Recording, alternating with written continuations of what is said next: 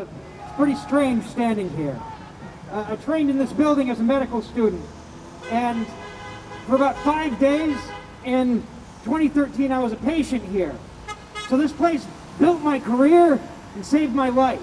And it feels downright surreal that it now stands empty in the middle of a pandemic that has now claimed more than 200,000 lives. We're masked, we are distanced, and we're apart, but we're together.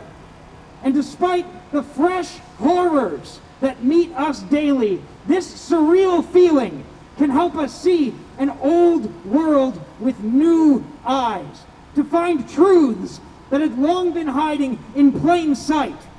We're starting to witness cracks forming in the oppressive systems that had once seemed imperturbable, and the macabre joke that our institutions would have us call a health system is cracking open right in front of our faces. I used to work for the Public Health Management Corporation. They're basically the Bain capital of the nonprofit world. Woo! They made $177 million in 2017, $3 million of which went to pay their 6 top executives.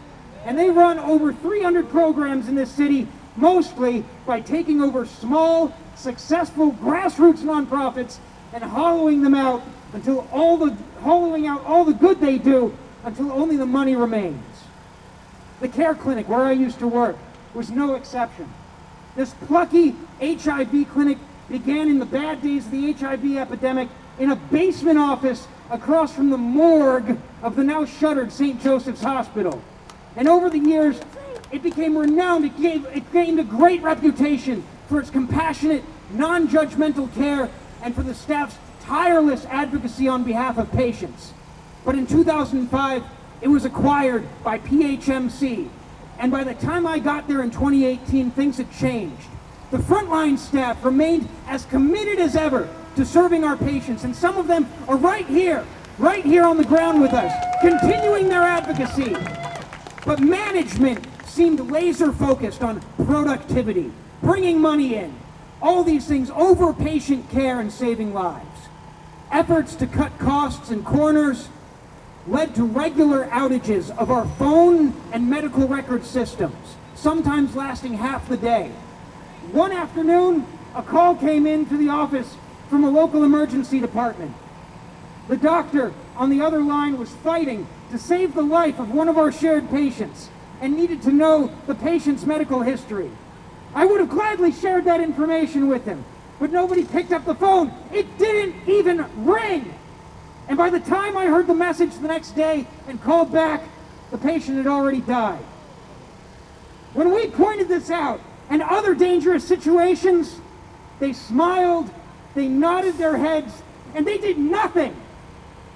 And when we organized in an attempt to protect our patients, they terrorized us.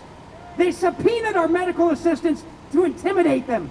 They hired a union-busting law firm to slow our progress, and they ultimately fired me and several of my colleagues for speaking out and getting organized to protect our patients. Shame! Shame! Shame!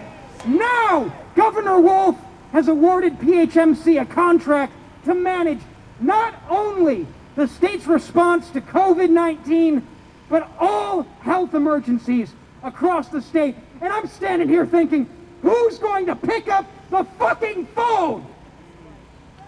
The oligarchic profiteers of healthcare would have you believe that the free market has solutions. But I'm here to tell you, after 10 years in medicine, that the market-based healthcare is the problem.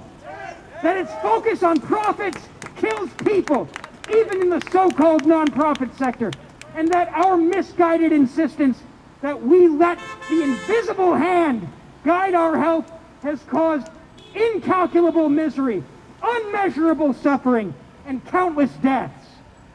We can guarantee universal health care. We can throw the moneylenders out of the temple, and we can fight for this like our lives depend on it, because they do. When our health care is under attack, what do we do? What do we do? What do we do? Thanks. Give it up for Ben!